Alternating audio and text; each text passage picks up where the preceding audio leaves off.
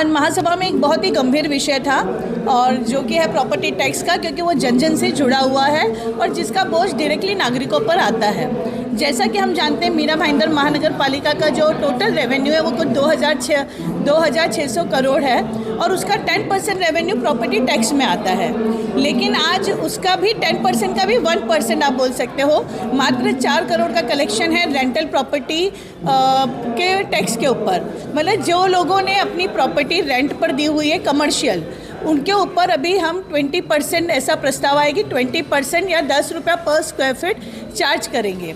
तो पहले तो ये जो प्रस्ताव था 2018 में आया था, जिसके ऊपर ज़्यादा कोई कार्य नहीं हुआ था और जब प्रशासन काल आया तब प्रशासन काल ने इस पे कार्य किया और जिस तरीके से इस धोरण को इम्प्लीमेंट किया गया वो implementation was more like a extortion, क्योंकि चुनिंदा लोगों को ही टारगेट किया गया और उनसे वो टैक्सेस लिए गए।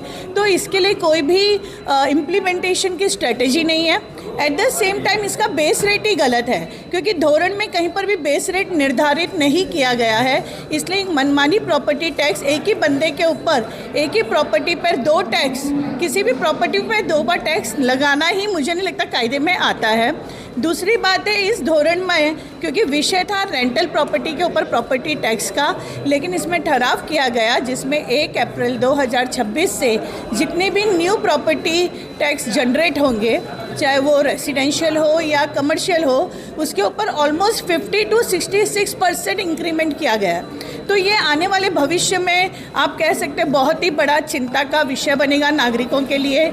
जिन लोगों ने अपनी प्रॉपर्टी रेंट पे दी है वो भी मीरा भाईंदर के रहवासी है। आज व्यापारी संघ एक बहुत बड़े लेवल पर व्यापारी संघ है। आप अगर देखेंगे तो मुंबई का रेंटल बोलो या मीरा भाईंदर का रेंटल बोलो ऑलमोस्ट सेम है। आज उनको 20% वार्षिक रेंट का देना पड़े, which is a big amount. तो डेफिनेटली बहुत मायूसी हुई कि 2024 में भी कमिश्नर ने जब प्रशासन काल था 20% प्रॉपर्टी टैक्स बढ़ाया था, जिसमें 10% वाटर टैक्स और 10% रोड टैक्स बढ़ाया गया था। तो आज जनता ने हमें भेजा था इस उम्मीद पर कि पहली महासभा होगी तो कुछ हम ऐसा करेंगे कि एक तोहफे के रूप में उनको रिटर्न गिफ्ट देंगे। But I am really disappointed and sorry to say कि इस टाइप का प्रस्ताव आया है।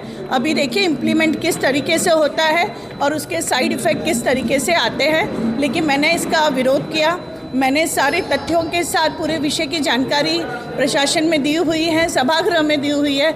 उम्मीद करती हूँ कि महापौर भी थोड़ा पॉजिटिव सोचे और प्रशासन